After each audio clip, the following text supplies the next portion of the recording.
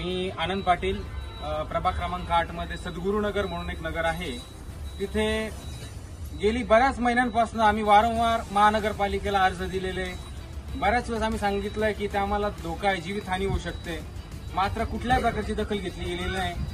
आज त्या कारणामुळेच आज जीवितहानी झाली असती, पण सुदैवाने ती जीवितहानी झालेली नाहीये.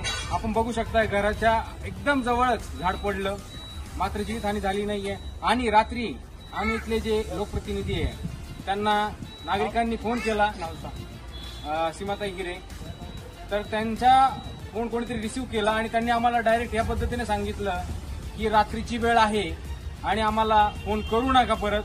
म्हणजे या पद्धतीने आम्हाला सांगितलं जात आहे. मग आम्ही दाद मागायची कोणाकडे? आम्ही काही वेळातच अण्णांना फोन केला, दिनकर अण्णा पाटील यांना.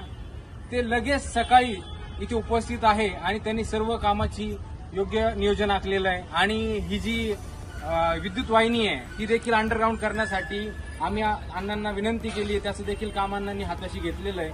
आम्हाला असंच धडाडीचे व्यक्तिमत्वाची गरज आहे आणि आम्ही सदैव दिनकर अण्णा पाटील यांच्यासोबत आहे.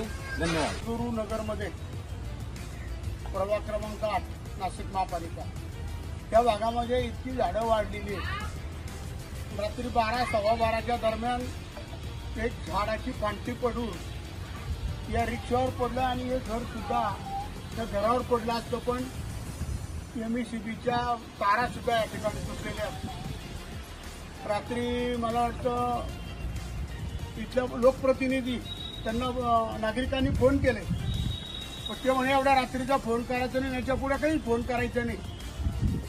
आणि आज नागरिकांवर एवढी हा प्रसंग वाईट होता. जर लोकप्रतिनिधी असे म्हणत असतील तुम्हाला ते सांगणारच आता, परंतु हे योग्य नाहीये. आणि नाशिक महापालिकेने सुद्धा ताबडतोब या ज्या धोकादायक झाडं आहेत, जे धोकादायक फांट्या आहेत, त्या ताबडतोब काढल्या पाहिजे आणि जनतेला, इथल्या नागरिकांना संरक्षण दिलं. रात्रभर हे सगळे पाय मावल्या घाबरून आज घरामध्ये त्या बसल्या नाही. जागरण केलं त्यांनी की जर आपल्या घरांवर अजून काही झाड पडलं तर आपलं जीविताचं काय होईल. तर मला वाटतं महापालिकेने दखल घ्यावी. आणि जे लोकप्रतिनिधी निवडून दिले ते लोकांना म्हणतात रात्रीचा फोन करू नका, मात्र मतदानाच्या टायमाला सांगतात 24 तास आमचा फोन चालू असतो.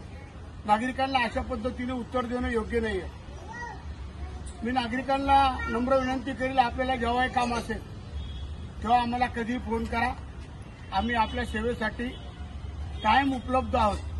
आता या ठिकाणी एमईसीबीचे अधिकारी बोलवले, महापालिकेचे उद्यानचे अधिकारी बोलवलेले आणि ते आता या ठिकाणी ज्या ज्या धोकादायक झाडं आहेत, फांद्या आहेत ते काढतील. इतक्यातच मी मदाने साहेबांशी सुद्धा बोललोय. एमईसीबीचे रिच्युअल साहेब या ठिकाणी येत आहेत. तर आपण सगळ्यांनी जागरूक राहून अधिकाऱ्यांनी सुद्धा पावसाळ्यामध्ये जी झाडं धोकादायक आहे ती काढली पाहिजे, फांट्या धोकादायक आहे त्या काढल्या पाहिजे. एमईसीबीने सुद्धा लक्ष दिलं पाहिजे.